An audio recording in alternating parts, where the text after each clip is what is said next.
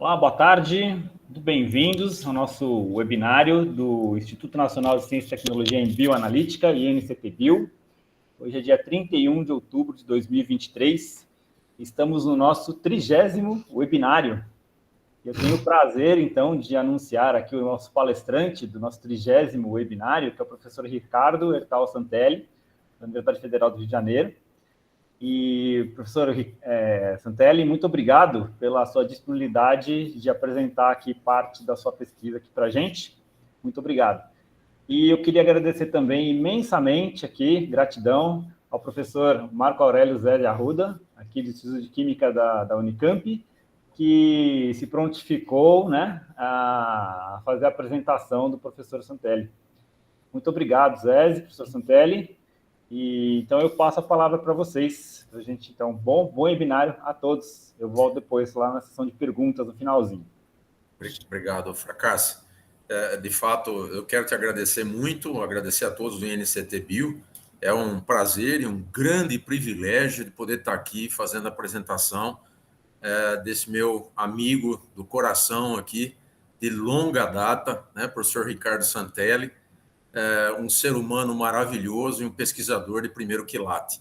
Né? Então, realmente é um prazer enorme poder estar aqui hoje. Tá?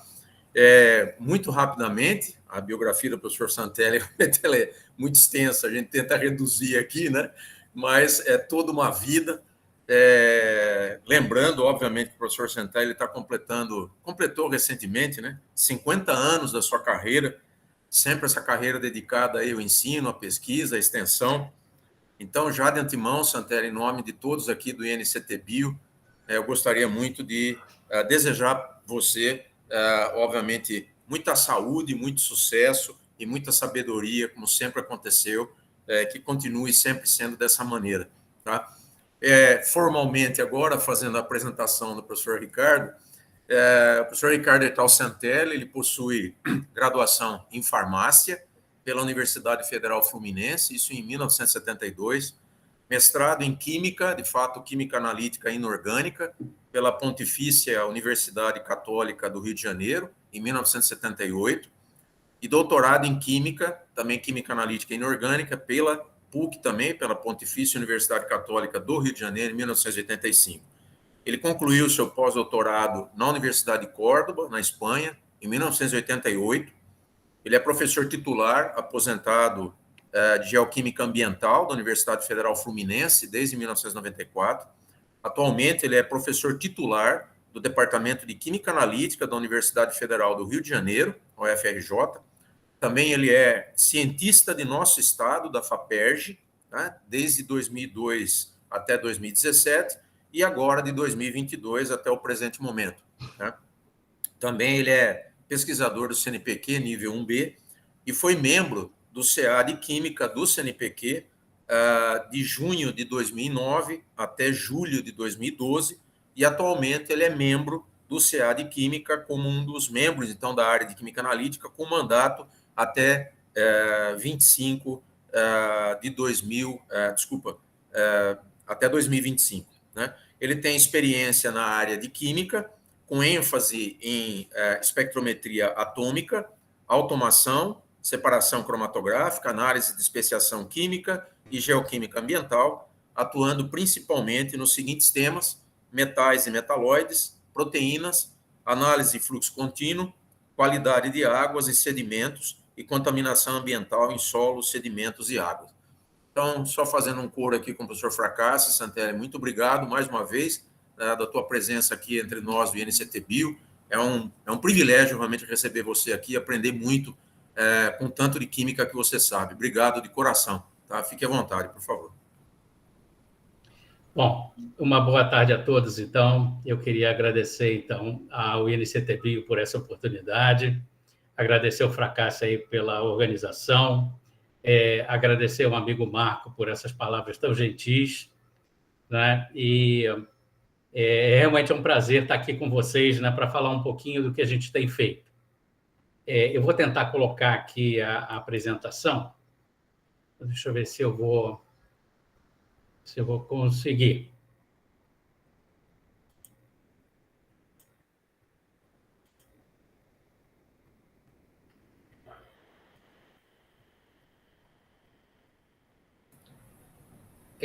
Não sei se já apareceu para vocês. Já, Santelli, só Já está apareceu? faltando. Já, só está faltando você colocar o modo apresentação, só isso. Mas aqui para mim já está aparecendo. Para vocês não? Não, aqui não. Ele ainda É. está como modo não apresentação ainda. Ele aparece, mas está como modo apresentação. O senhor está compartilhando a tela ou a janela? Eu estava compartilhando a janela. Janela. Normalmente acontece isso daí, viu? Se voltar e compartilhar a tela, eu acho que funciona. Deixa eu voltar aqui, então, peraí. Deixa eu tentar novamente aqui. Quer dizer, fica ruim de enxergar, tela, né?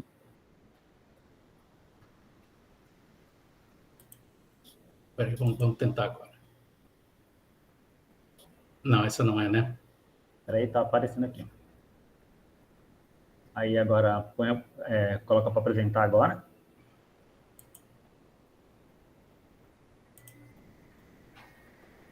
Aí agora tá perfeito. Agora dá? Tá. Sim. Bom, então, mais uma vez, boa tarde a todos. Agradeço a todos aí pela presença. É um prazer estar aqui. Obrigado, Fracassa. Obrigado, INCT. Obrigado, Marco. Eu vou procurar, então, fazer uma apresentação. Eu vou procurar não cansar muito vocês, tentando falar algumas coisas que nós temos feito mais ultimamente, né, em termos das atividades aí do meu grupo de pesquisa aqui na UFRJ, né, no Instituto de Química, no Departamento de Química Analítica. Né, nós temos um grupo de pesquisa que é um grupo de pesquisa, né, de espectroanalítica, né, automação e ambiental, e eu tenho procurado trabalhar um pouco mais com a espectrometria atômica, né, e tentando, então, aplicar a espectrometria atômica, né, para a gente resolver alguns problemas, né, e algumas perguntas interessantes, né, no campo aí da bioanalítica. Né? Então, eu vou falar sobre algumas aplicações. Na realidade, são 3 aplicações que eu vou falar, né, que são basicamente as últimas atividades que nós temos feito no laboratório. Né? Deixo aqui já o meu e-mail, né, se alguém quiser algum contato, alguma coisa no futuro, terei o maior prazer em fazer contato com vocês. Né? Então, vou dar início, então, a essa apresentação, falando um pouquinho, então, da nossa experiência aqui.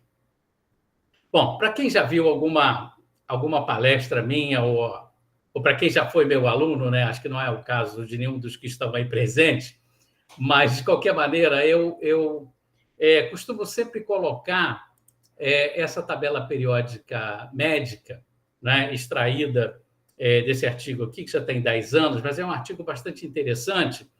Ele não tem muito a ver, quer dizer, tem a ver com a bioanalítica, claro, mas não tem muito a ver com o que a gente vai estar falando aqui, mas ele é interessante porque essa tabela, né, ela nos remete, né, a cada elemento, né, em função da sua essencialidade, em função dos seus usos em terapias, né, dos seus usos em diagnósticos, e é bastante interessante a gente observar, né, as oportunidades que a gente tem para quem trabalha com a espectrometria atômica, né, observando essa tabela. Né? Então, ela abre uma série de perspectivas, né, para a gente entender, né, como é que cada um desses elementos funcionam nos organismos vivos, né, os tipos de interações que acontecem, né, com esses elementos. Então, é bastante interessante.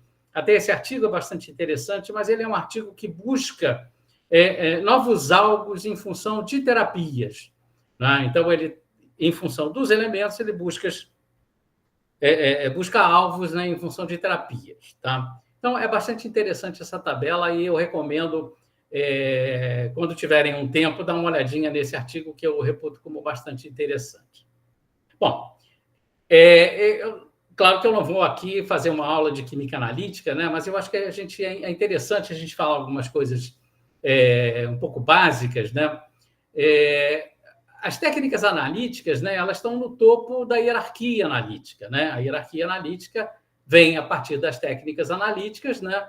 E, a partir das técnicas, então, a gente vai construindo os métodos, né? E com os métodos, então, a gente vai fazendo as quantificações, as determinações que a gente necessita, né? Então, essa figura, né, é uma figura bastante clássica aí da química analítica, né? Mas eu queria chamar a atenção, né, para esse lado direito aqui dessa figura, né, em que a gente está interessado, então, né, na nossa química analítica quantitativa, né, nas determinações, nas quantificações, né, em que a gente pode trabalhar com elementos químicos, né, e a gente hoje, né, melhor a gente está trabalhando em termos de especiação química, né? Hoje a gente, em alguns aspectos, a gente nem usa mais, né, identificação, porque as nossas técnicas de espectrometria atômica, elas se tornaram tão sensíveis, né, que a gente, às vezes, já parte da premissa de que na nossa amostra, né, a gente vai poder encontrar aquele analito que a gente está buscando, né? Então, de uma maneira geral, hoje a gente, às vezes, nem faz mais, né, essa etapa de identificação e a gente já busca logo, né, a etapa de quantificação, né, tendo em vista essa sensibilidade extremamente elevada que nós temos hoje com as técnicas de espectrometria atômica, né? Bom, como a gente vai falar um pouquinho em especiação, né, a especiação é bastante interessante, né? Por quê? Porque com a especiação a gente consegue entender algumas coisas que a gente não consegue quando a gente faz a medida da concentração total, por exemplo, de um elemento, né, numa determinada amostra, né? É claro que a medida da concentração total dos elementos nas amostras, ela é importante, né? Mas o que acontece? Às vezes, a gente precisa de uma resposta além da concentração total, né? E quando a gente precisa dessa resposta além, né, a gente vai, então, para o lado da especiação, né? Então, quando a gente faz a especiação química, né, a gente consegue obter algumas informações que são informações extremamente cruciais, né, do ponto de vista da química analítica moderna, né? Por exemplo, a toxicidade, né? Se a gente for pensar bem, tudo para nós gira em torno da toxicidade, né? O que a gente quer? A gente quer sempre viver cada vez mais. Para viver cada vez mais, né, eu preciso estar no meio que seja o menos tóxico possível, né? Eu preciso do ambiente. O ambiente precisa estar de maneira menos tóxica possível, né? Então, na realidade, se a gente for afunilando as coisas, né, a gente vai cair sempre aqui em termos de toxicidade, né? O que a gente está fazendo hoje é buscando o quê? É buscando cada vez mais viver mais, né, e viver melhor. E, para isso, a gente precisa ter um ambiente mais favorável, né? Com a especiação química também é importante que a gente pode ter informações sobre biodisponibilidade, sobre essencialidade de micronutrientes e elementos traços que são importantes do ponto de vista da vida, né? Bom, para quem ainda não viu falar muito sobre especiação, né, a especiação é um termo que vem lá da origem das espécies, né, das ciências biológicas. Mas é claro que na química e na química analítica, né, ele tem um outro sentido, né? Ele reflete exatamente, né, as formas químicas individuais dos elementos, né? Então, conhecer, né, a especiação química, né, é uma tarefa bastante complicada, né? Por quê? Eu precisaria, para conhecer a especiação química de um sistema ou de uma amostra, né, eu precisaria conhecer todas as formas químicas, né, de cada elemento químico que compõe essa amostra, né, ou aquele sistema que eu estou considerando, né? Então, evidentemente que o conhecimento da especiação química não é uma tarefa nada fácil, né? Para quem está acostumado a fazer quantificações elementares, sabe que mesmo às vezes, né, uma quantificação total de um elemento num determinado tipo de amostra, às vezes não é tão fácil, né? E a gente está falando de um conteúdo total, né? Imagina a gente dividir esse conteúdo total, né, em todas as formas químicas daquele elemento que está presente nesse sistema e a gente conhecer todos eles. É muito mais complicado, evidentemente, né? Bem, e no caso da especiação, então, trabalhando com elementos químicos, né, as técnicas de espectrometria atômica, então, elas são extremamente importantes. Né? E se a gente observar um pouco da história da especiação química, né, a gente vê que o desenvolvimento da especiação química ela veio acompanhada do quê? Ela veio acompanhada do desenvolvimento das técnicas analíticas, né, que permitem, então, a quantificação desses elementos. Né? Então, aqui a gente tem, né, a espectrometria de absorção atômica com chama, né, por chama e com forno de grafite, né,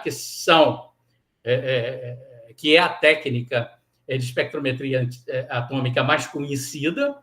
Né? Nós temos a espectrometria de emissão óptica com fonte de plasma e a nossa maior aliada, não é, que é a espectrometria de massa com fonte de plasma, e aí incluindo, né, todas as tecnologias, né, que a gente pode ter num espectrômetro de massa com uma fonte de plasma, né? Desde os equipamentos mais simples, né, com um separador de massa tipo quadrupolo, né, até equipamentos mais complexos, como os multicoletores, né, com separadores de massa do tipo setor eletromagnético, né, com vários detectores acoplados. Né? Então, eu tenho desde equipamentos mais simples, né, até equipamentos muito mais complexos, em que a gente vai, então, conseguir realizar, né, análises um pouco diferentes, né, quando a gente utiliza estratégias, equipamentos diferentes, melhor dizendo. Bom, eu vou começar, então, falando de um primeiro tema, que é um tema que eu venho estudando há algum tempo, que é a questão do leite materno humano. Né? E eu voltei aqui, então, com a tabela periódica médica, então, ressaltando aqui alguns elementos, né, em que eu vou falar um pouquinho sobre eles. Né? Então, vou falar um pouquinho sobre o ferro, um pouquinho sobre o cobre, um pouquinho sobre o zinco, um pouquinho sobre o selênio, um pouquinho sobre o iodo, né, que são elementos essenciais, né, todos eles aí a nossa vida. Então, falando um pouquinho de leite materno humano, né, e também das fórmulas infantis, né, de acordo com a Organização Mundial da Saúde, né, os bebês eles são, então, classificados, né, no nascimento em função do período de gestação. Né?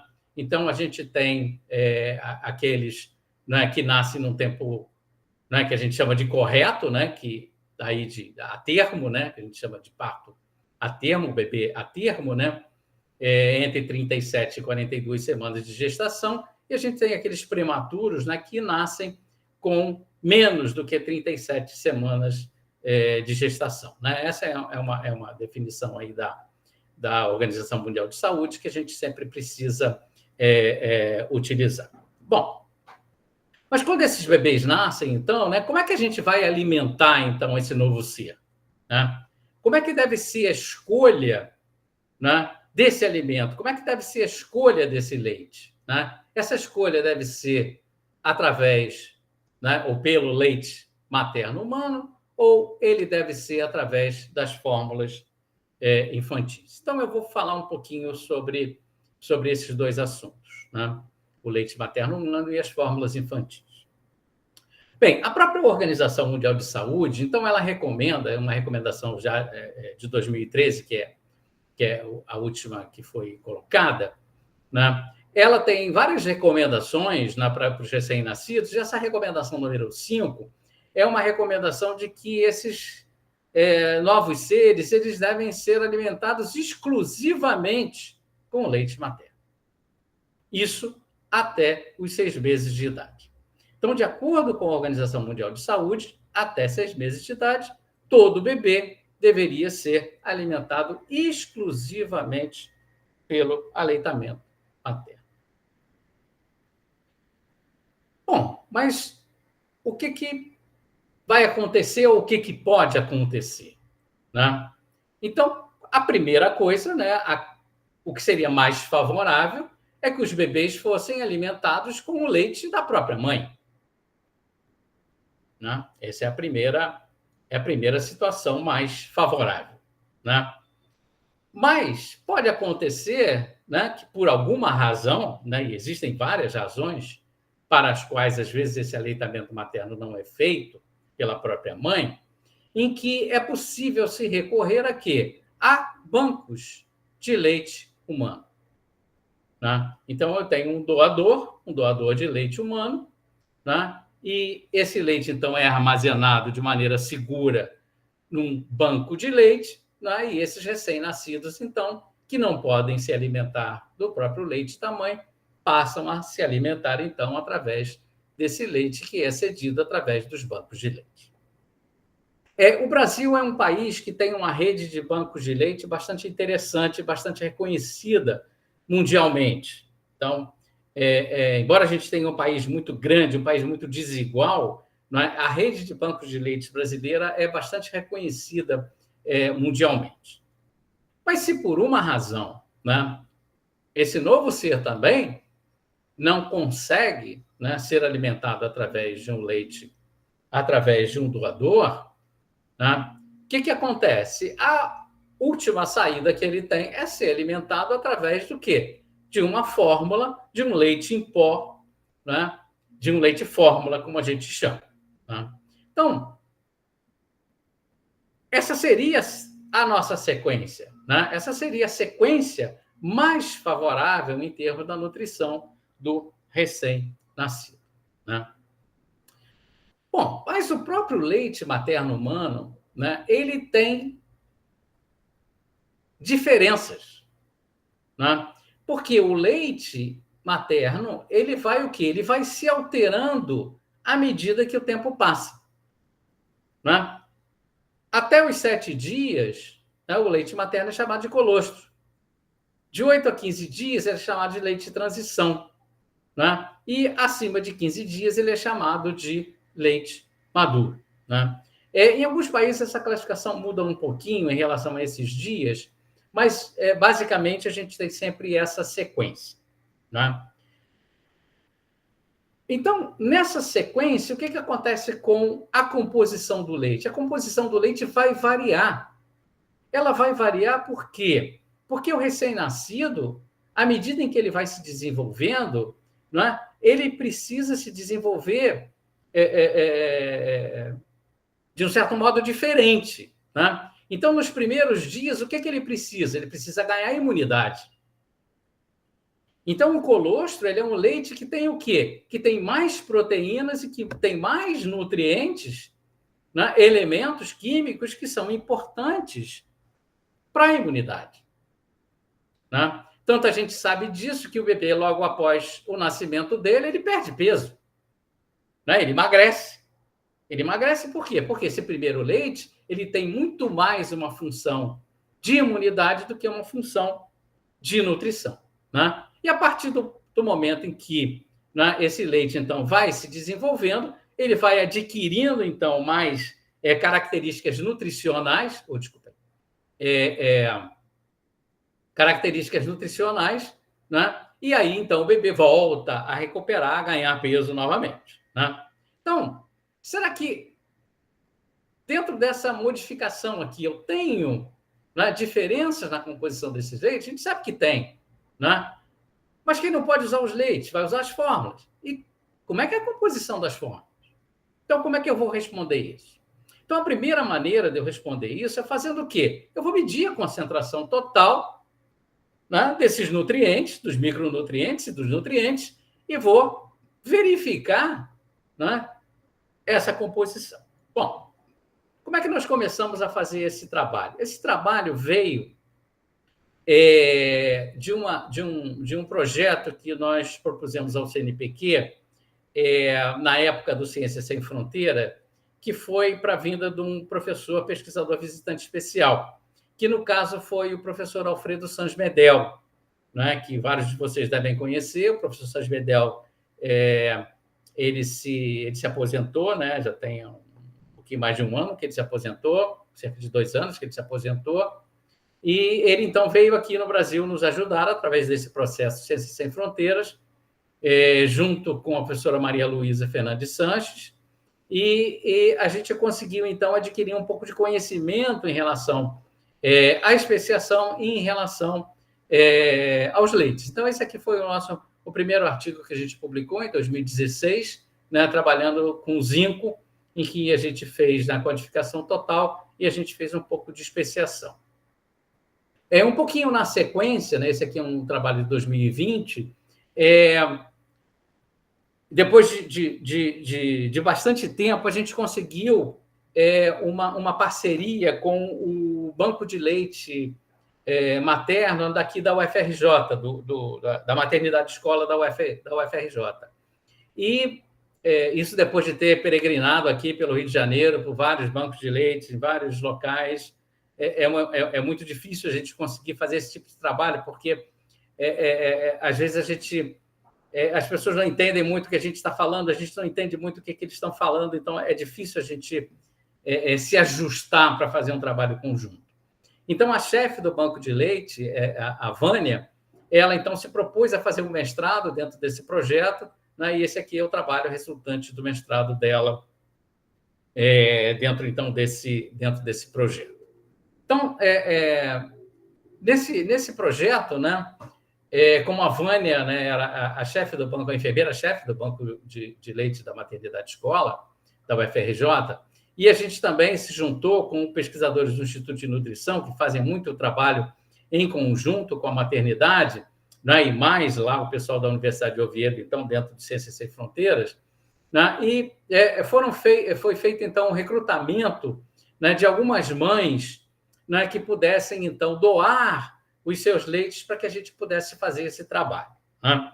Para quem está acostumado a fazer esse tipo de trabalho, né, com material biológico, né, doado, né, por os participantes da pesquisa, né, é muito complicado, porque às vezes as pessoas não têm intelectualmente, né, não têm, às vezes, até a capacidade de entender, né, um pouco o que a gente quer fazer, acha que a gente vai ser invasivo, acha que vai pegar o leite para fazer não sei o quê, né? Então, é bastante difícil. Então, o número de amostras que a gente conseguiu é relativamente pequeno, né? Então, o que a gente tem, né, nos nossos resultados aí, né, é uma visão inicial, né, do que a gente pode observar, né? Porque, na realidade, a gente precisaria ter um número de amostras muito maior, né, para que a gente pudesse ter uma certeza maior quando a gente faz as nossas conclusões. Né? Então, aqui é uma tabela, né? Está um pouquinho cheio aí de números, mas é só para a gente poder observar mais ou menos como é que são esses teores. Né? Então, aqui são leites de algumas mães, né? Então, aqui são mães que tiveram parto a termo, né? Então, esse AT é de a termo, o PT é de prematuro, né? E a gente vê aqui, então, do colostro, do leite de transição, né, e o leite maduro. Né? Então, a gente vê que esses valores eles variam, mas eles não são tão diferentes entre si. Né? Algumas pessoas, às vezes, né, algumas mães, às vezes, estouram muito. Né? Eu posso ver uma aqui, por exemplo, que tem um colostro, uma quantidade, né, isso aqui é no caso do ferro, né, uma quantidade, né, uma concentração de ferro nesse leite materno bastante superior, né, ao que a gente tem aqui, novamente observado, né, para uma mediana aqui dos valores. Né? Então, a gente tem uma variação grande. Né? O que a gente pode observar aqui, né, que existe uma recomendação diária de ingestão de ferro, né, que no caso do ferro é 0,3 miligramas por dia para o recém-nascido. Né? Então, a gente pode observar que esses leites, em função da concentração total de ferro, né, eles suprem, né, até em excesso a quantidade necessária de ferro, né, tirando duas amostras aqui, né, que são menores do que 100%. Mas, de uma maneira geral, esse suprimento de ferro é bastante adequado, né, até excessivo um pouco, né, em função da quantidade recomendada de ingestão diária. Né? Isso aqui eu acho que é muito pelo fato, né, de que a gente tem né, programas de suplementação de ferro, né? Sempre, qualquer mulher grávida, né, sempre a recomendação é o quê? É suplementar com ferro, com ácido fólico. Né? Então, acaba você tendo uma suplementação, né, e você acaba tendo umas concentrações, né, acima do necessário no caso do ferro. Se nós formos pegar aqui são algumas fórmulas químicas, né, alguns leites fórmula.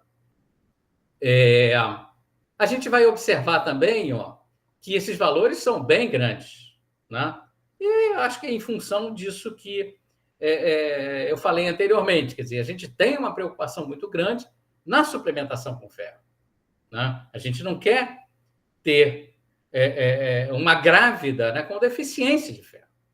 Então, a gente acaba exagerando um pouco nessas doses aqui, né? Vamos dizer assim. Então, isso em termos de conteúdo, né, de conteúdo total. Aqui no caso do selênio, também nós fizemos no caso do selênio, né? Aqui também temos várias mães, né, com os vários valores, né, as várias concentrações, né? A ingestão diária, no caso do selênio, são 15, o recomendado são 15 microgramas por dia. Então, a gente pode observar que no selênio a gente tem uma inversão, né? Na maioria dos leites, a gente tem uma deficiência em selênio, né? Apenas uma amostra que excedeu ao valor mínimo necessário, né? Então, a gente tem uma deficiência, né, ao contrário do que a gente observou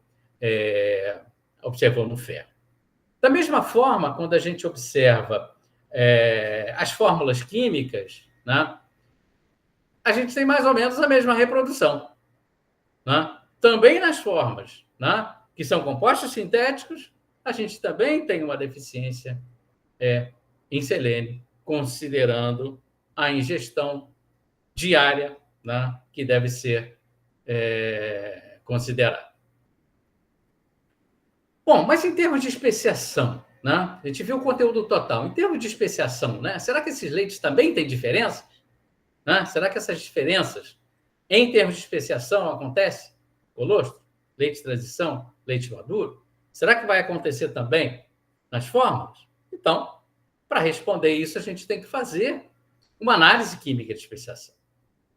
Bom, para fazer uma análise química de especiação, né, é necessário que a gente faça duas coisas. Né? A primeira coisa, nós precisamos separar os constituintes. Precisamos separar as espécies. Então, eu preciso usar uma técnica de separação. Né? A cromatografia é a técnica de separação mais utilizada. Né? No nosso caso, nós utilizamos a cromatografia em fase líquida. Né? Então, na cromatografia em fase líquida, né, acho que todo mundo sabe, a gente tem basicamente uma coluna de separação, né, que funciona em função de um determinado mecanismo, né, em função do modo de separação que a gente quer fazer, né? E a nossa amostra, então, é introduzida através dessa coluna, né? E pelo processo de separação que vai acontecer nessa coluna analítica, né? Idealmente, a gente teria saindo, efluindo dessa coluna, né, ao longo do tempo, sequencialmente, os nossos compostos completamente separados. Né? Então, lá no nosso cromatograma, né, nós temos os sinais correspondentes, né, às espécies que vão estar saindo, né, separadamente em função, né, da nossa separação cromatográfica. Bom, mas se eu tenho uma técnica de separação, né, e se eu consigo fazer a separação desses compostos, eu preciso ter agora uma técnica de detecção, né, ou melhor, de quantificação, né, em que eu vou conseguir, então, quantificar esses elementos que eu tenho interesse, né, em cada um desses sinais que estão aparecendo aqui, né, que idealmente deveriam representar um único composto. Né? Geralmente, eles representam uma classe, né, ou um grupo, né, de compostos, já que a gente, na maioria das vezes, não consegue separar individualmente composto a composto. Então, a nossa técnica de detecção, então, mais adequada é o quê? É o nosso espectrômetro de massa com fonte de plasma, né? Porque ela é a nossa técnica mais adequada hoje para a gente quantificar elementos químicos, né?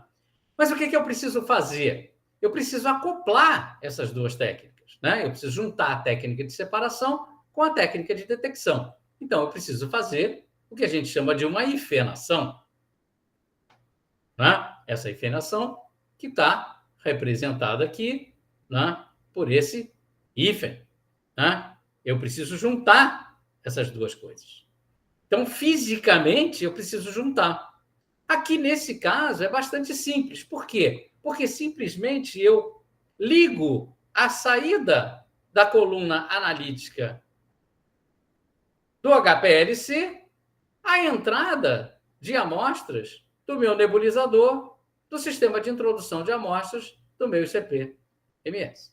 Então, essa hifenação aqui é bastante simples. Por quê? Não é? Porque essas vazões aqui, elas são bastante compatíveis. Não é? A vazão que sai daqui do eluente que atravessou a coluna, ela é mais ou menos a vazão que vai entrar aqui no meu nebulizador. Então, é bastante compatível isso aqui, e essa hifenação, então, é bastante simples, né, do ponto de vista do laboratório. Então, idealmente, o que eu vou fazer? Idealmente, cada fração que eu separo aqui, né, ela vai ser introduzida no meu espectrômetro de massa, e no meu espectrômetro de massa, então, eu vou fazer a medida, né, daqueles elementos que eu tenho interesse. Então, para cada fração separada através da cromatografia, eu tenho uma composição química, né, quantitativa em função dessa fração que está chegando ao espectrômetro de massa, né? Isso aqui é a fotografia do nosso laboratório, né, do tipo de equipamento que nós temos. Então, nós temos um ICP-MS, que é um ICP-MS da Thermo, que é o modelo ICAP-Cube-C, né? Então, ele é quadrupolo. Então, aqui eu vejo o sistema de introdução de amostras, né? Para quem está acostumado, reconhece bem aqui o nebulizador.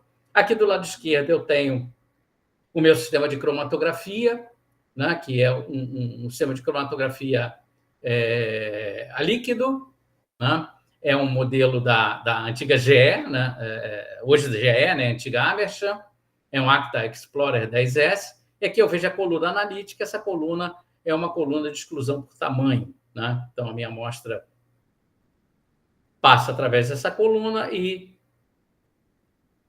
o final dessa coluna, então, é dirigido exatamente ao nebulizador do meu sistema de ICP-MS.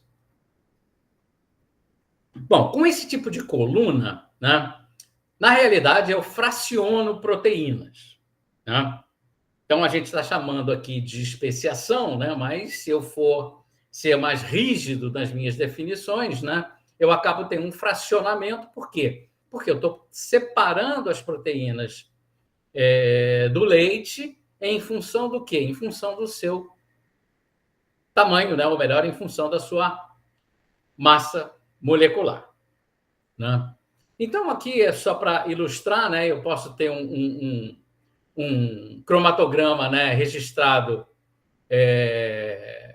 no ultravioleta, né, em que eu vejo aqui, né, algumas frações saindo aqui, né? E associado a essa fração, então, né, eu tenho aqui no caso, eu coloquei só como exemplo o ferro, né, e eu vejo em cada fração, então, aonde eu posso observar o ferro, né? Em cada faixa, então, de massa molecular, eu tenho algumas proteínas, né, que são proteínas características do leite materno humano, né? E aqui, já num peso molecular bastante pequeno, né, eu teria a minha fração inorgânica, né? Então, a nossa especiação, né, está ligada a esse tipo de proteínas que vão aparecer aqui.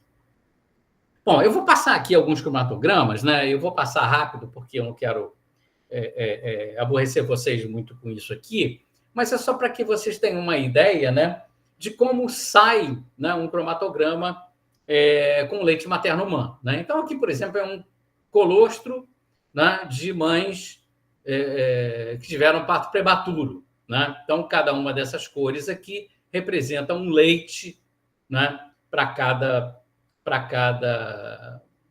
participante da pesquisa aqui, né? Eu posso ver que esse primeiro sinal que sai aqui, né, é o sinal correspondente às imunoglobulinas, né? Então, no colostro, como eu disse antes, né, é mais uma questão imunológica, então eu tenho sempre um pouco mais de concentração aqui na faixa das imunoglobulinas, né? Aqui já é um mesmo colostro, né, mas de mães atervas, então eu já tenho uma configuração um pouquinho diferente. Tem uma mãe aqui completamente diferente, né, com a concentração de ferro dela aqui completamente na faixa inorgânica, né? Não tem praticamente proteínas com ferro, então é completamente diferente de normalmente o que a gente encontra, né? Aqui leite de transição, e assim a gente vai seguindo, tá? Então eu não vou cansar vocês aqui com esses cromatogramas aqui, mas para cada indivíduo, então, né, a gente tirou fez essa separação cromatográfica das proteínas e quantificou, então, né, a presença do ferro, né? A mesma coisa a gente fez com as fórmulas, né? E com a fórmula também a gente pode ver, né, um perfil um pouco distinto, né? Então, aqui eu tenho 4 fórmulas químicas que são, né, comercialmente disponíveis, né? Sendo que essa fórmula 1 e essa fórmula 2, né, são aquelas fórmulas mais vendidas, que são recomendadas para recém-nascidos de 0 a 6 meses, né? E o que eu observo aqui? Ó? Eu observo que o ferro está basicamente presente, principalmente nessa fórmula F1, como ferro na forma inorgânica e não em proteínas. O ferro nas proteínas estão aqui. Tá? A F2 é um pouco mais parecida, já tem aqui algumas proteínas contendo ferro, mas eu também tenho uma fração maior, né, de ferro inorgânico. Né? Então, eu tenho o quê? Eu tenho perfis, né, de composição diferentes que dependem, né, de fórmula para fórmula. Bom, o que nós fizemos também? Nós fizemos uma quantificação, né, nessas faixas, né, no caso aqui do ferro, também no caso do selênio, que vai aparecer na sequência, né, comparando a quantificação à medida que a gente fazia a nossa separação. Então, a gente usou uma diluição isotópica, que a gente chama de diluição isotópica pós-coluna, né, e a gente também trabalhou com diluição isotópica no total, fazendo a medida do total, né? Então, a gente pode ver que o total ele bate bem, né, com a soma das frações, né? Claro que existe uma diferença, porque, né, a gente está numa análise química e a gente tem erros envolvidos aqui, né? Tem sensibilidades diferentes quando a gente faz uma separação em linha ou quando a gente faz uma quantificação total. Então, a gente tem alguma diferença, mas a gente consegue ver, né, que o balanço de massa se preserva aqui. A gente não tem perdas nessa situação, né? Para fazer essa diluição isotópica pós-coluna, não é difícil, né? Porque a gente faz a nossa separação convencional, né, no HPLC, colocando, né, o que está saindo da coluna para o sistema de introdução de amostras do ICP, e a gente simplesmente adiciona aqui o quê? Adiciona um outro traçador. Né? No caso aqui, a gente adicionou ferro 54. Né? Então, a gente consegue fazer aqui uma diluição isotópica pós-coluna e a gente consegue fazer, então, aquele tipo de quantificação que a gente mostrou antes. Né? Aqui para o selênio vai aparecer a mesma coisa. Né? O selênio é um elemento bastante interessante do ponto de vista da imunidade, né? Então ele aparece bem aqui nas imunoglobulinas, né? E eu vou ter, então, para cada participante, né, para cada mãe aqui, para cada leite materno, uma configuração, né, desse perfil em termos do selênio aqui nas suas várias proteínas. Quando eu chego na fórmula, eu vejo que o selênio é bem diferente. Porque no selênio, praticamente, nas fórmulas químicas, nas fórmulas infantis, digo, o selênio se apresenta como selênio inorgânico.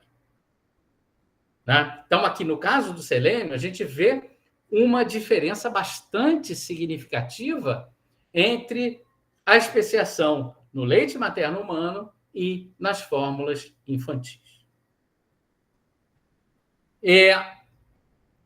Aqui é basicamente a mesma coisa que eu falei antes, eu apenas estou comparando, né, uma quantificação que eu fiz aqui, que eu chamei de qualitativa, né, com uma quantificação aqui que a gente fez por diluição isotópica, aquela diluição isotópica pós-coluna, né? E essa qualitativa seria simplesmente o quê? Pegando o cromatograma, integrando as áreas dos picos e, em função do conteúdo total, a gente fazendo as frações, né? E eles batem relativamente bem. Então, até uma especiação qualitativa, né? A gente consegue fazer uma quantificação razoável, né? Em função dessas espécies.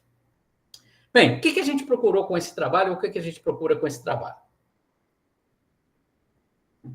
Com esse tipo de trabalho, né, a gente quer expandir um pouco, né, o conhecimento acerca da composição química, né, tanto dos micronutrientes como dos elementos traços, né, e também da sua especiação. Né? Com isso, a gente consegue o quê? Com isso, a gente consegue uma maneira, né, que possa tornar possível uma melhora na formulação dessas fórmulas infantis. Não é o caso, por exemplo, do selênio, em que é muito diferente. Não é? Então, o valor nutricional de uma fórmula infantil em relação ao selênio, ela é muito diferente em relação ao leite materno, porque a composição química é muito diferente. Não é? No caso do ferro também é diferente, mas no caso do ferro é menos diferente. Né? Com isso, a gente pode conseguir o quê? Ter um guia melhor para os médicos, né, cuidarem da nutrição dos bebês. Né? Quais seriam os alimentos, né, em termos de fórmulas infantis, melhor recomendados. Né? E a gente consegue aqui entender também um pouco da bioacessibilidade em função dos compostos que a gente vai encontrar, então, no leite materno humano e nas fórmulas químicas. Bom, o segundo ponto que eu queria conversar com vocês, né? Então volto aqui com a tabela periódica médica, e eu vou falar um pouquinho agora especificamente do ferro.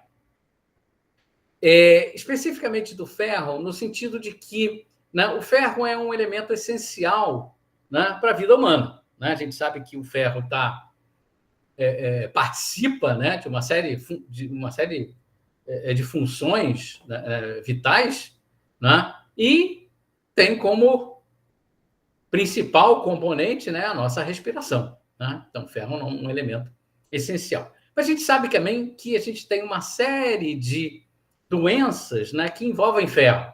Né? Tem uma anemia, né, talvez 25%, 30% da população humana seja cometida de anemia. Né? Hemocromatose, uma doença muito importante aqui no Brasil, né? A doença falciforme, que eu vou falar um pouquinho mais na sequência. Né? Então, é muito importante a gente estudar o ferro e entender como é que a absorção do ferro ocorre no organismo e entender um pouco do metabolismo do ferro. Bom, como é que é mais ou menos o metabolismo do ferro? A gente sabe que a gente perde mais ou menos de 1 a 2 miligramas de ferro através da descamação das células do intestino, do sistema digestivo. Né? E a gente, então, precisa repor esse ferro através da alimentação. Né? Então, é mais ou menos 1 a 2 miligramas de ferro que a gente precisa absorver por dia, né? Para compensar essa perda aqui. Esse ferro que é absorvido, né, através da alimentação, ele vai direto na medula óssea. E na medula óssea, ele passa a ser incorporado nas células vermelhas, né, nos eritrócitos. Né? E aí eu tenho uma certa ciclagem desses eritrócitos, né, em termos da medula. Mas o que a gente precisa é dessa ordem aqui de 1 a 2 miligramas de ferro por dia, porque é esse que é o perdido né? Uma grande parte aqui é regenerada, é reciclada aqui dentro do nosso organismo. Como é que eu posso estudar, então, a absorção de ferro? Como é que eu posso estudar um pouquinho do metabolismo do ferro? Eu posso estudar o metabolismo do ferro, ou o metabolismo de qualquer um outro elemento, né, trabalhando com isótopos estáveis. Né? Antigamente, se trabalhava com isótopos radioativos. Né? Mas se eu tenho hoje possibilidade de trabalhar com isótopos estáveis, é muito mais seguro. Né? Eu não tenho nenhum perigo em termos de radiação. Então, se no alimento eu uso algum isótopo do ferro, né? Então aqui, ó, ferro 57, ferro 58, ferro 54, né? Esse ferro que eu vou usar na alimentação, ele vai ser absorvido, ele vai à medula óssea e ele vai ser incorporado nas hemácias dos eritrócitos. Da literatura, a gente sabe que em 14 dias, esse ferro que é inserido aqui na alimentação, ele chega nas hemácias. E as hemácias têm um tempo de sobrevida de cerca de 120 dias. Então, entre 14 e 120 dias, esse ferro que é incorporado, ele fica aqui. Então, se eu usei um isótopo de ferro estável, esse isótopo de ferro estável, ele vai estar aqui marcando, ele vai estar marcando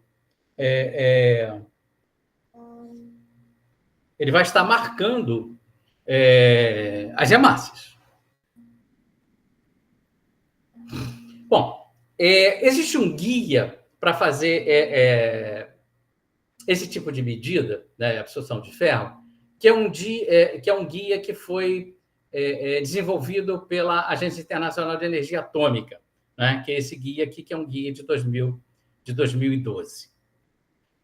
O que esse guia ele recomenda? Ele recomenda um procedimento para que se faça esse estudo da seguinte maneira. Então, ele lança uma expressão em que ele está usando como exemplo aqui o ferro 57, né? O ferro 57 que é incorporado vai depender de uma relação aqui, R1 menos R0 sobre R0, em que esse R1 vai ser o quê? Vai ser a razão ferro 57, ferro 56, num tempo T, depois que eu dei a dose do ferro 57. E o R0 é essa mesma razão no tempo zero. Né? Então, isso aqui mostra o quê? Mostra um enriquecimento em relação ao ferro 57, se eu administrei o ferro 57, né, como meu suplemento. Eu tenho um segundo termo aqui, né, onde eu uso ferro circulante, e eu tenho um terceiro termo aqui que eu também vou falar um pouquinho aqui mais adiante na sequência para a gente especificar bem o que é isso aqui. Né? E eu esqueci de falar anteriormente, né, mas se considera, eu vou voltar aqui um pouquinho, se considera que só 80% do ferro que é absorvido, ele vai chegar finalmente nos eritrócitos. Então, isso aqui são dados da literatura que se aceita como corretos. Né? Então, aqui é o fator de 80%. Então, como é que eu faço isso na prática? Né? Então, na prática, eu pego um participante da pesquisa, né? E no tempo zero, eu coleto o sangue dele, né? Para ter aquela relação 57-56 no tempo zero. Administro, no caso aqui, ferro 57. Né? Uma certa quantidade, ferro 57. Como são 14 dias para incorporar, pelo menos eu preciso aguardar 14 dias. Né? Decorrido esse tempo, eu novamente coleto o sangue desse participante, né? Onde então eu já teria as hemácias em equilíbrio, né? E o ferro 57 completamente absorvido nessas hemácias. Né? Eu faço uma separação desses eritrócitos, eu faço uma digestão, né? E eu faço todo o meu tratamento e vou no ICP-MS, então, fazer as minhas medidas isotópicas. Bem, então, o que eu preciso fazer? Né? Voltei com aquela mesma expressão lá anterior. Eu preciso calcular essas relações. né? Então, essas relações são ferro 57, ferro 56, tanto no tempo 0 quanto no tempo 14, depois de administrada a minha suplementação de ferro 57. Bom, eu estou trabalhando com o quê? Eu estou trabalhando com ICP-MS quadrupolo. Né? A gente sempre sabe que no sistema quadrupolo, né, a gente tem problemas com resolução de massa, né, porque a resolução de massa é pequena, né, mas a gente consegue fazer medidas de relação isotópica. Né? Mas, para isso, o que eu preciso? Eu preciso ter condições otimizadas. Então, meu equipamento precisa ser muito bem otimizado. Como? Eliminando interferências. Né? Ferro 57, ferro 56, né? 56, por exemplo, argônio com oxigênio, né? 56. Eu tenho uma interferência, né, molecular forte em cima do ferro 56. Então, eu preciso eliminar as interferências. Né? Eliminar todas as interferências. Eu preciso ajustar o tempo, né, o tempo morto do detector. Né? O que é o tempo morto do detector? É o tempo que o detector leva para contar um íon. Eu não posso deixar chegar no detector muitos íons ao mesmo tempo, porque ele não vai contar. Né? Então, eu preciso ajustar esse tempo, porque todos os íons que chegam no detector, ele precisa ser contado. Eu preciso ajustar um fator, que é o fator de discriminação de massa. Né? O que é o fator de discriminação de massa? A gente sabe que íons, né, que têm relação massa-carga diferente, né, eles são conduzidos dentro do ICP-MS de modo diferente. Né? A transmissão dos íons depende da relação massa-carga.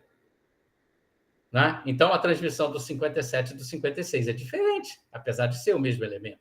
Mas são isótopos diferentes, com massas diferentes. Então, eu preciso corrigir essa discriminação de massa. Né? E eu preciso ajustar o tempo de integração das minhas medidas para que eu possa fazer a medida dessa relação de tal modo que eu consiga utilizar esse método.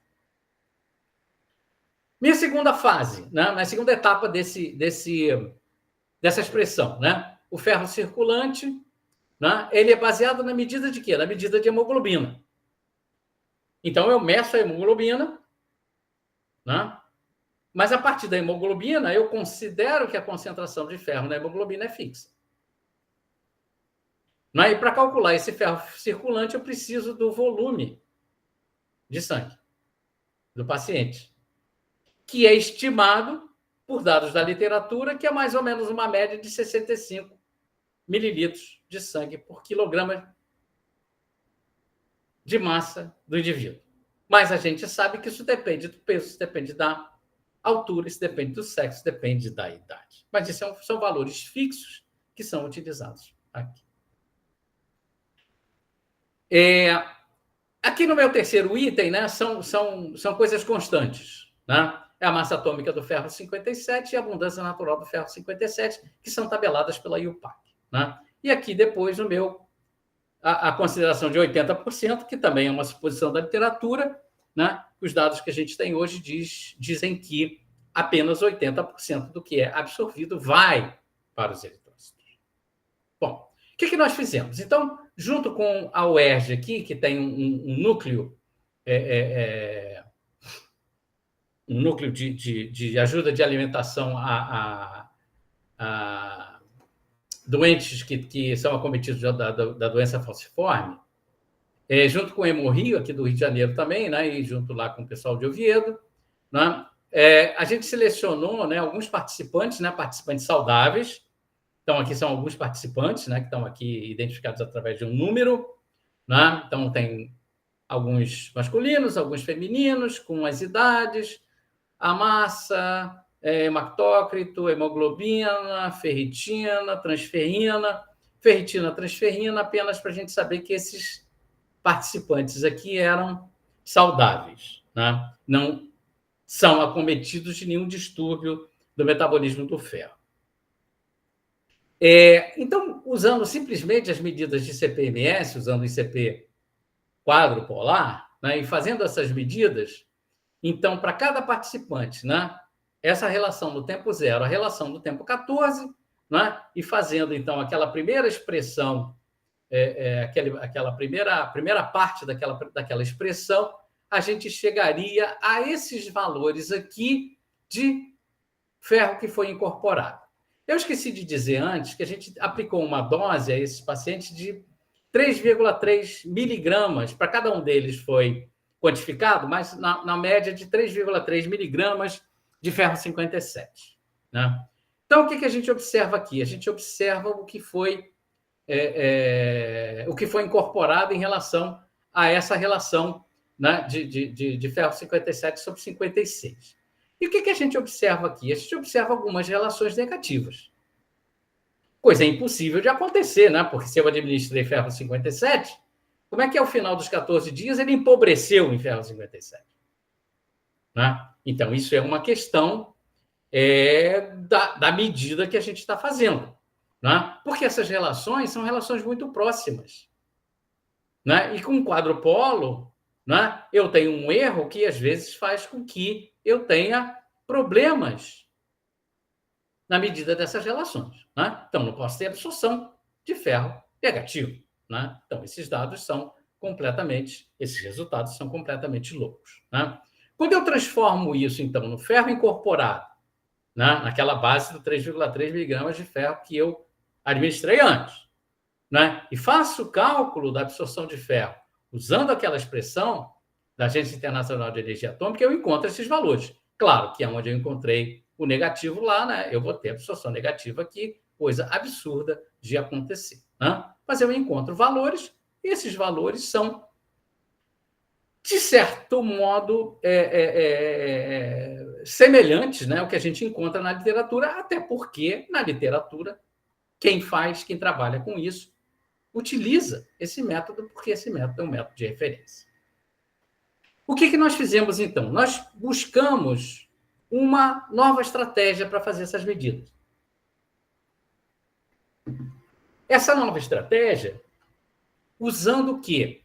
Usando isso que a gente chama de IPD. Né? O que é o IPD? O IPD é simplesmente uma ferramenta matemática. É uma ferramenta matemática que me permite o quê? Me permite relacionar e quantificar composição em termos de perfis isotópicos, em termos de assinaturas isotópicas, de uma amostra que sofreu uma interferência quando eu administrei um traçador. Não é? Então, no caso, os participantes da minha pesquisa têm uma assinatura isotópica, eu administrei ferro 57 a eles, eu fiz modificar a assinatura isotópica deles. Né? Então, com esse IPD, a gente consegue discriminar uma coisa que é extremamente importante, que é isso que eu coloquei aqui embaixo. Eu consigo identificar quanto que eu tinha na minha amostra, ou seja, o que é endógeno daquele paciente e o que é exógeno, aquilo que eu dei para ele, na forma do meu traçador, na forma do meu suplemento. Tá? Então, ó, aqui eu coloquei, só para que, se alguém se interessar por esse PD, né? Esse PD, quem trabalha bastante com esse PD é exatamente o pessoal da Universidade de Oviedo. Né? Então, basicamente, todos os trabalhos que a gente encontra na literatura são pesquisadores da Universidade de Oviedo. Né? Então, eles têm utilizado bastante essa ferramenta. Tá? E o que a gente faz, então, usando essa ferramenta? A gente basicamente vai fazer a mesma coisa que a gente fazia utilizando o método da Agência Internacional de Energia Atômica. Só que agora, o que a gente faz? No final aqui, ó, eu administrei aos participantes o 57, e no final aqui, ó, eu vou fazer tipo uma diluição isotópica usando o 54. Fazendo o mesmo tipo de medida com esse PMS. Só que agora eu tenho uma série de cuidados. Por quê? Porque agora o meu spike de 57 e o meu spike de 54 que eu uso aqui, eles são perfeitamente caracterizados do ponto de vista isotópico. A gente está usando Análise por diluição isotópica, que é uma técnica primária, independe de calibração. Ela não tem os erros de calibração. Eu tenho todos os meus traçadores perfeitamente caracterizados isotopicamente. Coisa que, no método da agência, ela até fala alguma coisa, mas as pessoas que trabalham com o método não fazem esse tipo de coisa. Então, aqui tem muito número, mas é só para mostrar para vocês que para cada participante, no tempo 0 e no tempo 14, eu tenho a assinatura isotópica de cada um deles. Eu tenho a assinatura isotópica de cada um deles. Dentro das limitações do quadro pó. Com isso, então, usando o IPD, o que eu posso calcular diretamente? Eu posso encontrar diretamente a quantidade de ferro que foi incorporada e posso calcular, logo, a quantidade, ou melhor, a absorção de ferro pelas pessoas, né? Pelos participantes da pesquisa. Então, veja que aqui eu não tenho mais aqueles artefatos negativos. Eu não tenho mais artefato negativo aqui agora. Porque os meus traçadores 57 e 54 estão perfeitamente caracterizados. E no IPD eu levo isso em conta. Na agência eu não levo isso em conta. Na agência eu levo uma série de suposições em conta. Aqui eu não levo nenhuma suposição em conta. A única suposição que eu preciso levar em conta aqui é que eu preciso calcular o volume de sangue. Então, para calcular o volume de sangue, eu preciso da densidade do sangue, então eu preciso usar uma densidade de sangue média. Então, é a única suposição que eu faço aqui. Mas eu elimino uma série de erros que a gente está fazendo em relação a isso aqui. Esse trabalho a gente concluiu agora recentemente, ele está submetido na Atalanta, ele está na revisão R1, e eu espero que em breve ele possa sair, né, mostrando exatamente aqui como uma maneira, né, diferente da gente fazer um pouco isso em relação ao que o método tradicional recomenda. Né? Aonde a gente quer chegar? A gente quer chegar aqui. Essa doença falciforme, é uma doença muito severa, que acomete basicamente negros, né, e pessoas que têm menos condição econômica. E ela é uma doença muito complexa. Por quê? Porque nessa doença o eritrócito ele é rígido. E ele muda a conformação dele, né? Por um defeito genético, né? A hemácia, né? Que tem aquele aspecto de uma bolachinha, né? Ela vira esse formato de foice, né? Por isso que a gente chama de doença falciforme. Isso aqui leva a quê? Vaso-oclusão. As pessoas que têm doença falciforme, elas vivem cerca de 15 anos a menos do que as pessoas normais. E o tratamento delas é o quê? Transfusão de sangue, porque eu preciso trocar essa hemácia por essa. Só que quando eu faço transfusão de sangue, o que eu posso fazer? Eu posso fazer adicionando super dose de ferro para eles. Cada transfusão de sangue tem cerca de 250 miligramas de ferro. Lembra que a gente precisa de 2. Eu estou colocando 250. Então, eu posso ter sobrecarga de ferro. Sobrecarga de ferro vai fazer o quê? Ferro vai depositar em órgãos,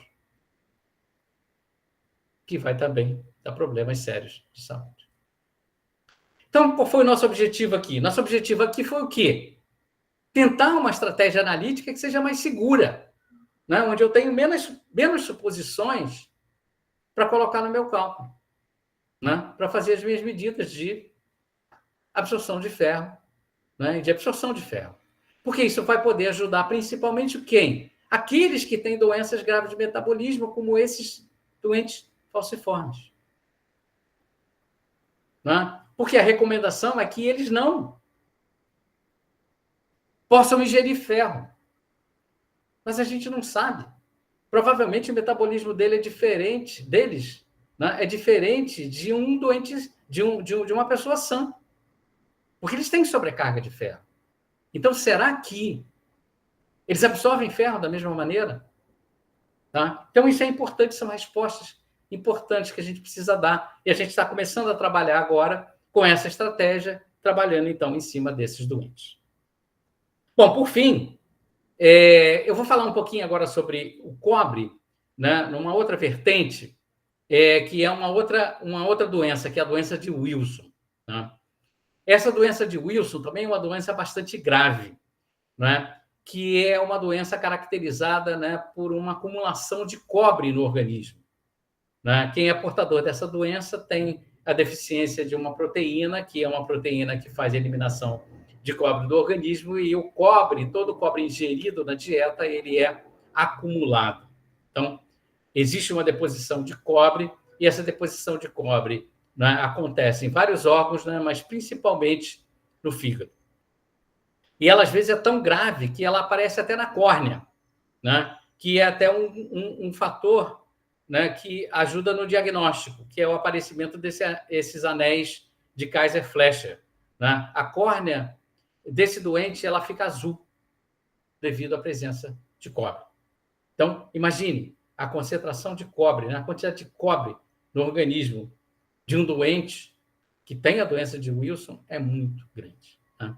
E isso leva, né, simplesmente à falência dos órgãos e leva à morte, né, desses indivíduos. Bom, existem alguns meios de diagnosticar essa doença, só que o padrão ouro para esse diagnóstico é o quê? Concentração de cobre hepático. Como é que eu meço cobre? Eu meço cobre pela espectrometria atômica, muito fácil. Né? Então, na literatura médica, tem uma faixa de corte que é esse aqui, ó. Se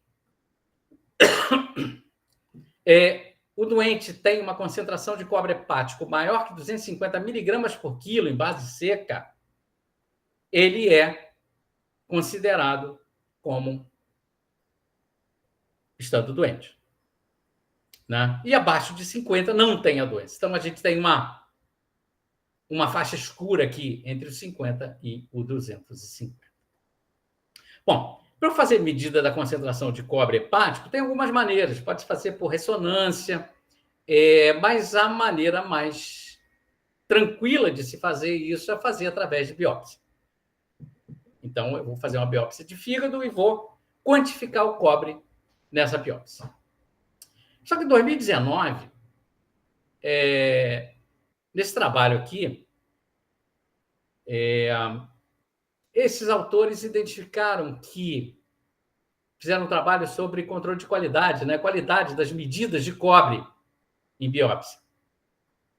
Fazendo isso no estudo no período de 2 anos, com 26 laboratórios, em 7 países.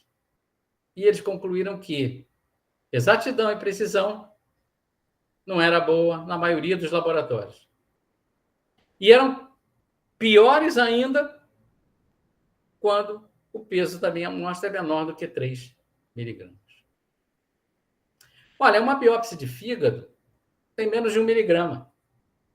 Né? É uma pequena agulha que é introduzida, então sai um filetinho do fígado contendo menos do que 1 miligrama. Né? Então, a gente tem que quantificar o cobre nessa biópsia. Bom, então o que a gente pensou em fazer? Por que a gente não usa, né, uma espectrometria de absorção atômica? Porque o cobre é um elemento muito fácil de ser determinado por espectrometria de absorção atômica. Vamos usar um forno de grafite. A gente tinha uma tecnologia nova, que é a fonte contínua e alta resolução. E por que a gente não usa uma amostragem sólida? Né? Então, por que a gente não pega essa biópsia e coloca numa plataforma de um forno de grafite para fazer as nossas medidas? Né? Em princípio, tranquilo. Né? Mas eu preciso pensar, mas o meu resultado é em base seca. Então, preciso secar essa biópsia. Né? Por que eu não posso secar na própria plataforma? Então, a gente procurou fazer isso. Né? Para quem não conhece como é que faz a amostragem sólida, né? Essa aqui é a plataforma de grafite, né? Esse aqui é é simplesmente uma foto do fabricante, né? Então, aqui tem simplesmente uma amostrinha branca aqui, né? Mostrando a plataforma. Eu tenho uma pinça aqui que eu introduzo essa plataforma por dentro, né, do atomizador de grafite que está colocado aqui, né? Então, a plataforma removível, então eu coloco minha biópsia aqui, coloco aqui dentro do forno de grafite, né? Evidentemente que eu preciso de uma microbalança para pesar, né, as quantidades diminutas dessa biópsia e fazer o meu trabalho. Bom, qual era a primeira coisa, né? Será que a minha plataforma varia em massa quando eu faço o aquecimento dela? Então, a gente testou várias plataformas de grafite com ciclos de aquecimento, né, 110 graus, e a gente viu que a plataforma não muda de massa. Ou seja, o grafite não é higroscópico. Né? Ele não é higroscópico, então ele é bem seco, ele não perde massa através do aquecimento, quando a gente faz um aquecimento numa temperatura de secagem. Né? Então, como é que a gente pode secar essa biópsia? Então, vamos fazer ciclos de temperatura, né, com a biópsia na plataforma e vamos secar essa biópsia na própria plataforma, utilizando o quê? Utilizando o programa de temperatura do forno de grafite. Então, aqui eu tenho alguns exemplos, né, algumas massas de fígado, né, e à medida que eu ia fazendo cada ciclo, né, a redução dessa massa. Então, eu posso ver que aqui 7, 8 ciclos de 1 minuto a 110 graus, eu seco. Né? Eu tenho a biópsia em peso constante. Então, eu posso secar a biópsia dentro da própria plataforma. Então, eu meço a massa da plataforma antes, coloco a biópsia, meço novamente a massa, faço o meu processo de secagem, peso novamente, tenho o peso seco, e aí eu faço o meu programa de temperatura normal, que eu faço para medida de cobre. Né? Então, tenho 10 ciclos de secagem para fazer a secagem da biópsia, e daí eu tenho, né, as condições otimizadas para medida do cobre. Como a faixa de concentração pode ser muito grande, né, muito variável, né, o que eu preciso fazer? Eu preciso trabalhar com linhas analíticas diferentes, que tenham sensibilidades diferentes. Então, a gente trabalhou com 3 linhas analíticas de cobre diferentes, que têm sensibilidades diferentes, né, para fazer medidas de concentrações muito altas, para concentrações intermediárias e para concentrações mais baixas. A gente observou também, né, que um problema quando a gente faz amostragem sólida é a questão da calibração. Né? É a questão da calibração. Mas no caso do cobre, eu não tenho problema nenhum, porque eu posso fazer a calibração externa com soluções padrões de cobre. Né? Então, eu tenho curva de calibração, curva de adição padrão, né? E elas são perfeitamente paralelas, né? Mostra que eu não tenho nenhum efeito de matriz aqui. Então, eu posso fazer a minha calibração em modo aquoso. Então, aqui são alguns dos resultados que a gente encontrou para fígado bovino, para fígado de rato. A gente fez comparações medido com o ICP-MS e a gente só conseguiu até agora uma única biópsia e que esses resultados concordaram bastante. É exatamente de um paciente acometido da doença de Wilson, que foi confirmado aqui, então, com esses resultados. Então, por fim, para terminar, com isso a gente consegue o quê? A gente consegue um método que seja confiável, né? Diferente do que aqueles autores encontraram lá em vários laboratórios que não tinham exatidão, não tinham precisão. Aqui a gente consegue fazer muito bem isso, né?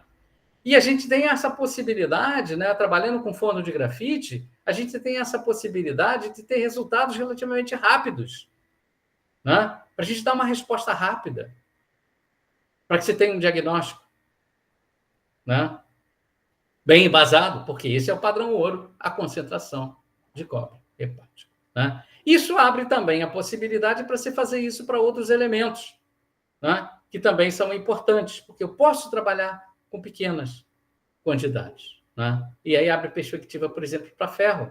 Né? Quem é acometido com doenças do metabolismo de ferro, que tem sobrecarga de ferro, tem uma acumulação de ferro em tecidos, em órgãos. Bem, com isso eu termino, então. Peço desculpas a vocês por ter sempre extrapolado o meu tempo, né?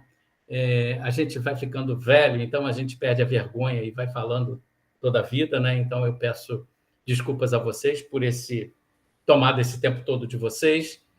Quero agradecer de novo ao INCT, né, por essa possibilidade de participar desse INCT de Bioanalítica, né? Quero agradecer aqui aos nossos patrocinadores, né, principalmente CNPq e a FAPESG, que nos ajudam bastante. Agradecer aqui a vários dos nossos colaboradores, né, que têm nos ajudado nesses trabalhos aí. E agradecer vocês mais uma vez pela atenção, pela audiência, e fico, então, à disposição, ficaria à disposição de vocês. Tá? Então, me perdoe mais uma vez pelo excesso de fala aqui. Muito obrigado, professor.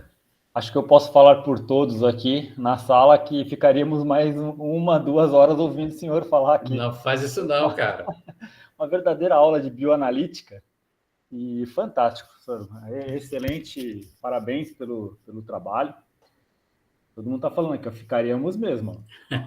Obrigado, gente.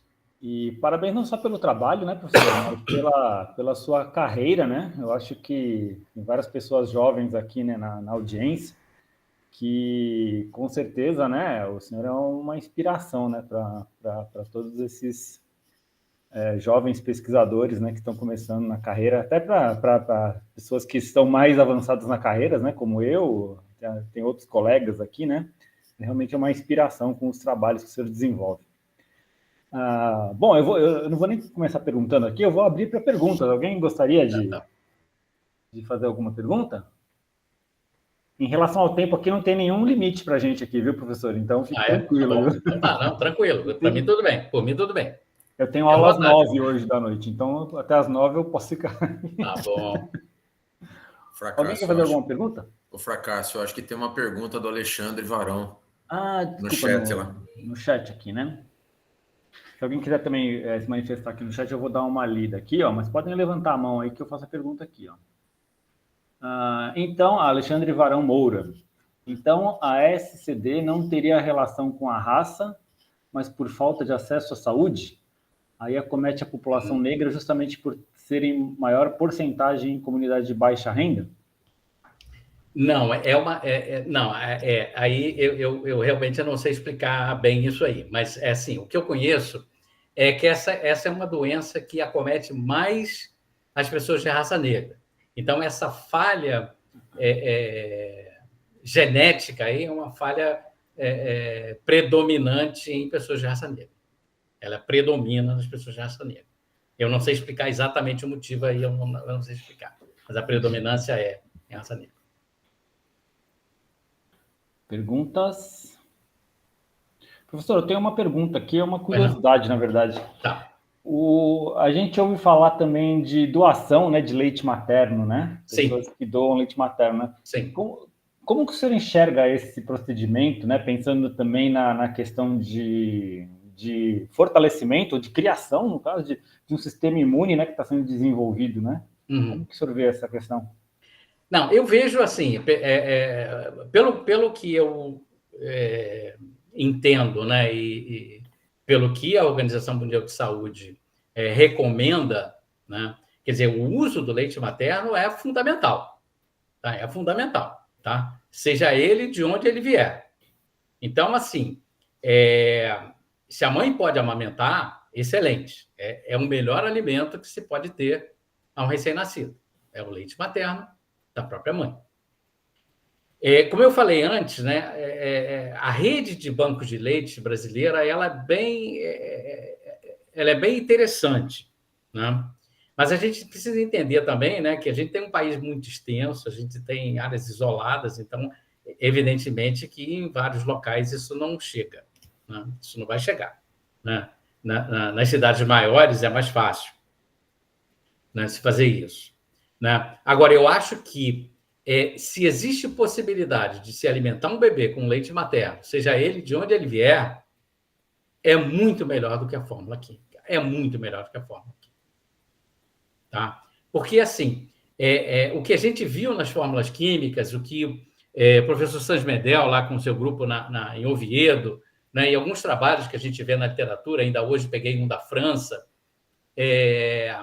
existe assim uma preocupação grande, né? Porque essas diferenças existem, né? E a gente tem plena consciência, né, de que o que está no leite materno exatamente está naquelas quantidades, naquela forma química que é a mais adequada à nutrição do recém-nascido, né? Principalmente, como você falou, no caso do sistema imunológico, né? Coisa que não vai aparecer nunca nas fórmulas químicas, né? Então, eu acho que esse ajuste, eu sei que é difícil, né? Porque as fórmulas são caras, né? Quem tem filho pequeno já teve, sabe que quando tem que comprar essas fórmulas, elas são caras, né? E elas não vão nutrir o bebê da maneira como nutre o leite materno, né? Então, assim, acho que a nossa contribuição e a contribuição dos outros grupos, né, que trabalham nesse assunto, né, é no sentido de tentar fazer com que esses fabricantes se adequem, né, de uma maneira um pouco melhor, né, à formulação desses leites, né? É claro que não é fácil, né? Como é que eu posso fazer um leite só de proteínas com todos os micronutrientes? Cara, não é fácil, né? Isso aí não é fácil, até porque a gente nem conhece, né, tudo que está lá dentro, né? A gente conhece uma parte. Então, isso não é fácil, mas eu acho que esse é o caminho, né? Acho que esse é o caminho, né? E a gente precisa mostrar isso, né? Acho que a gente precisa mostrar isso. Então, assim, a minha recomendação, pelo que eu conheço, é leite materno, seja de onde ele vier, ele é muito melhor do que a fórmula química. Agora, por várias razões, muitas crianças não podem ser alimentadas com leite materno, acabam indo para o fórmula, né? Mas aí é o último recurso. Perfeito, obrigado. O pessoal aqui está parabenizando, professor. Obrigado, obrigado. Wender, Raimundo Rodrigues, Elisângela, Thelma de Oliveira, o Jess, William Braga, todos mandando aqui parabéns pela apresentação. Obrigado. O professor Dozil está perguntando aqui, parabenizando também pela apresentação, né? E está perguntando, gostaria que comentasse a importância e as dificuldades na etapa de separação antes da quantificação dos elementos. Será que o Dozil está falando em termos do leite? Acho que a aplicação é... Dozil, você quer perguntar aí? Abriu. Em geral. De modo geral? Então, porque a nossa experiência, quer dizer, a nossa experiência, né, em especiação, né, ela basicamente se concentra aí no leite materno, no leite fórmula. Então, a gente sempre utilizou, né, o que a gente aprendeu com o Sans-Medel, né, que é usar a cromatografia em fase líquida acoplada, né, num sistema de CPMS, né? Então, o que às vezes é mais complicado é esse acoplamento, né? Só que no caso da cromatografia líquida, ele é muito fácil, porque o efluente que sai da coluna, ele sai mais ou menos com a mesma vazão de entrada do nebulizador do CPMS. Então, eu basicamente ligo um no outro. Basicamente é isso que a gente faz, né? Então, isso é muito simples, né? Do ponto de vista de laboratório, é muito simples, né? E, evidentemente, que você tem que otimizar a separação, você tem que otimizar, né, a medida. Então, você tem que trabalhar sempre com as duas técnicas otimizadas, né? Mas, assim, de um modo geral, né, se você comparar, por exemplo, com eletroforese capilar, eletroforese capilar é muito mais difícil de você acoplar com ICP-MS, né? Porque você tem uma diferença de vazão muito grande, né? Então, é muito mais complicado. No caso da cromatografia em fase líquida, é fácil, porque as vazões são compatíveis, né? Então, isso não é muito difícil, mas a gente também pegou muito a experiência, né, do pessoal de Oviedo, né? Que eles já trabalhavam lá bem mais tempo com isso. Então, 2 pessoas do grupo foram para Oviedo, né, e o professor Sans-Medel e a professora Maria Luísa estiveram também várias vezes no laboratório aqui. Quer dizer, então, a gente teve, assim, uma parceria muito interessante com eles e a gente pôde trabalhar bastante. Então, assim, eu não considero tão difícil o HPLC com o ICP-MS. Se não me engano, acho que era a professora Maria Fernanda, né, lá do Sena, que ela fez, né, alguns acoplamentos com eletroforese, né, e essas técnicas. E Fernanda fez. Mas tem que usar um líquido auxiliar, né? Para você. Isso. Um você não consegue. É. Fantástico. Perguntas? Zé, por favor. Bom, Santelli. Diga, Marco. Eita, parabéns aí, viu? Prazer Obrigado. Sempre enorme escutar você aí, aprender muito com você. Fantástico. E acho que o Santelli trouxe aí alguns conceitos de química analítica e de bioanalítica, né? Bastante importante aí. Eu anotei aqui razão isotópica, adição de analito, exatidão, precisão, amostragem, quer dizer, é uma aula de analítica aí por trás, né? Como um pano de fundo. Então, parabéns aí, Santelli. Santelli, dada a tua tremenda experiência, né? Não só em especiação química, mas também em química analítica como um todo, né? Mas aí mais focado a parte de especiação química mesmo. E aí, fazendo uma provocação com o nosso ex-chefe lá, o nosso ex-orientador lá em Córdoba, lá, né? O professor Miguel Valcárcel, né? Covades, especiação química. O que você acha, Santelli? Qual é a tua opinião em relação a isso, né? Marco, assim... Bom, eu não tenho feito alguma coisa de especiação, mas eu também não sou isso que você falou aí, não. Tá? Vá. É isso, Não, tem muita gente muito mais experiente, muito mais... tem trabalhado muito mais afinco com isso, né? Agora, eu acho que a especiação é muito interessante, Marco, porque você consegue, né, individualizando as espécies, né? Quer dizer, você consegue entender muito mais dos sistemas, né? Então, eu acho que a especiação, por exemplo, nos estudos de metabolismo, esse tipo de coisa, é muito interessante. Eu acho que é muito interessante. E quando você junta um pouco com os isótopos estáveis, né?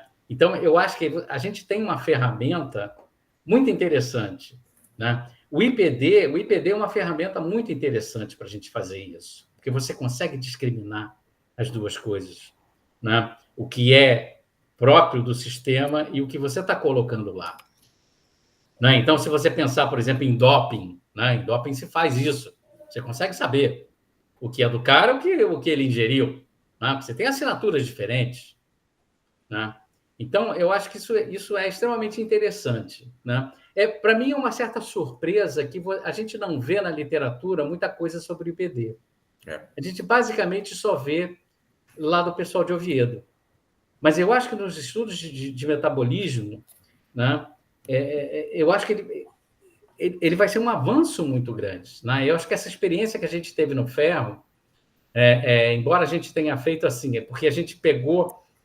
na realidade, a gente estava ajudando o pessoal da UERJ a trabalhar com o método da agência.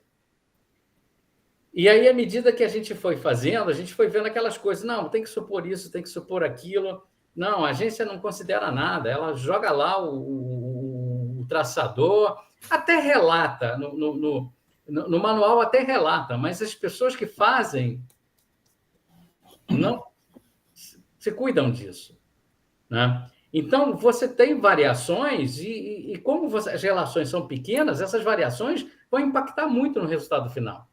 E no IPD a gente não tem isso, a gente tem quase nada de suposição, só o volume de sangue. E o volume de sangue eu posso medir colocando um outro isótopo de ferro. Eu consigo medir. Se junto com 57 eu colocar um outro, depois eu uso só para saber o volume de sangue. Então, quer dizer, você consegue... não com mais trabalho, né? Mas...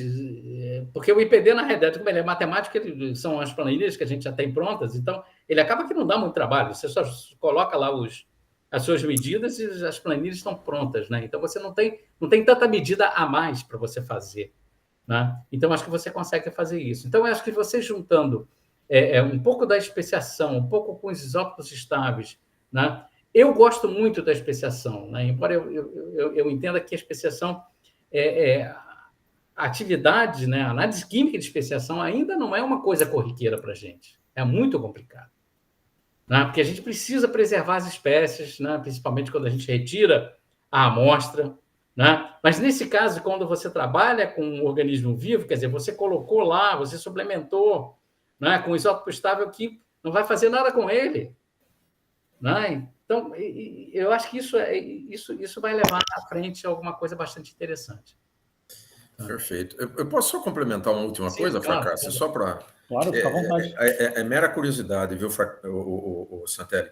Sim. Você falou muito do leite, né? É um trabalho maravilhoso, aliás, todos os trabalhos que você apresentou aí. E o leite tem muito cálcio, né? Uhum. E aí nós temos o mesmo problema com relação à interferência, né? A isobárica aí da questão da poliatômica, perdão, do argônio oxigênio e também do cálcio oxigênio. E o leite tem muito cálcio. Vocês chegaram a ter que usar algum tipo de coluna de troca para eliminar isso, Santelli? Como é que foi? Ou não teve problema? Como é que foi? Não, a gente usou célula de colisão. Acabou. Deu conta. Isso. Deu conta. Ah, perfeito. Maravilha. Tá bom. Eu acho que aí o tempo morto detector também foi fantástico. Também. Tem que ser avaliado. Tem que ajustar tudo, tudo. Perfeito. Tá bom. Obrigado, Santelli. Mais uma vez, parabéns, viu? Obrigado a vocês. Obrigadão, viu? Professor, me permita mais uma dúvida aqui. Pois não, eu achei fantástico que foi né, suplementado 3,3 miligramas, né, de ferro 57. Uhum. E aí o senhor comentou que demora 14 dias para isso aparecer na corrente sanguínea, é isso? Isso que a literatura diz isso, que a partir de 14 dias isso já está equilibrado nos eritrócitos. Já foi incorporado. São duas observações, né? Primeiro, né? Eu achei fantástica a técnica, porque você coloca 3,3 miligramas, né? E suplementa isso para uma criança, né? Foi no caso, né? E aí... no caso ali eram duas crianças, mas os outros eram adultos. Não, tudo bem. Adulto até mais crítico, né? Porque aí esses 3,3 miligramas vão ser distribuídos no organismo. Isso. E depois disso depois de 14 dias, você vai começar a enxergar isso daí, né? Isso. Então, eu achei fantástico, né? Qual que é os limites que você consegue, né, enxergar essas substâncias? Essa é uma dúvida, né? E a segunda, não é um tempo muito longo, né? 14 dias, né? Se a gente pegar, por exemplo, sei lá, qualquer curva de farmacocinética em geral, aí você está olhando, assim, coisas de horas no máximo, né? Mas pode, por favor. É o tempo de vida dos eritrócitos. Ele é incorporado aos eritrócitos, os eritrócitos têm um tempo de vida de 120 dias, aproximadamente 120 dias. Então, a gente até chegou a fazer curva, a gente viu que até em 10 dias a gente já tinha um limite. A gente chegou a fazer umas curvas dessas. A gente pegou uns participantes lá do laboratório da UERJ e a gente suplementou e todo dia a gente tirava o sangue delas. E a gente foi verificando isso ao longo dos dias. E a gente viu que em cerca de 10 dias ele já atingia esse platô. Tá? Então, mas a literatura diz isso, que a partir de 14 já equilibrou e as hemácias têm um tempo de vida de... que não é no plasma, né? É na célula, né? É na célula, dentro da célula, exatamente. É no eritrócito, exatamente, é no eritrócito. Não, fantástico. E em relação aos limites, né? Porque 3,3 miligramas, né? Isso aí é distribuído no organismo... mas no CPMS os seus limites estão lá embaixo, né? Os limites estão lá embaixo, né? Está lá no PPT, né? Nossa. Está lá embaixo. Consegue. Impressionante. Consegue. Sem nenhuma estratégia de pré-concentração, né? Quer dizer... Não. Nenhuma estratégia de pré-concentração. Fantástico. Pessoal, tem mais alguma pergunta? Aproveitem o professor Santelli aí. Aproveitem. Eu não estou vendo mais ninguém se manifestar aqui, professor. Tá bom. Okay. Então, acho que o pessoal também está... Eu também excedi o tempo também muito. Não, eu achei excelente, eu achei muito interessante os exemplos que o senhor selecionou aí. Eu agradeço novamente, então, né, a sua participação aqui na nossa série de webinários. Muito obrigado mesmo, né? Lembrando, pessoal, que eu estou um pouco atrasado com essa tarefa, mas a gente coloca depois as apresentações aqui dos webinários no nosso canal do YouTube, do INCT Bio. Então, a gente já tem vários webinários lá e quando eu tenho um tempinho eu vou inserindo aqui os que estão ainda na fila aqui. Okay. E hoje eu vou chegar lá no seu seminário, professor, com certeza. Tá bom, tá a gente insere lá no canal do YouTube. Então, chequem lá, né, de vez em quando, né, o canal para ver se tem novidades lá e novos vídeos. Então, eu agradeço muito a participação novamente. Obrigado também, Marco, pela apresentação, né? E agradeço também a participação de todo mundo aí no webinário. Muito obrigado mesmo, e a gente, então, se vê aqui, ainda esse mês, né? Esse mês não, no próximo mês, estamos no finalzinho de outubro, né? A gente teve 2 webinários em outubro, então o próximo webinário de novembro vai ser com o professor Lauro Kubota. Assim que eu tiver a data, eu já divulgo para todos. Então, obrigado, pessoal. Boa noite, obrigado, boa semana. Obrigado, professor. Um abraço a todos. Obrigado.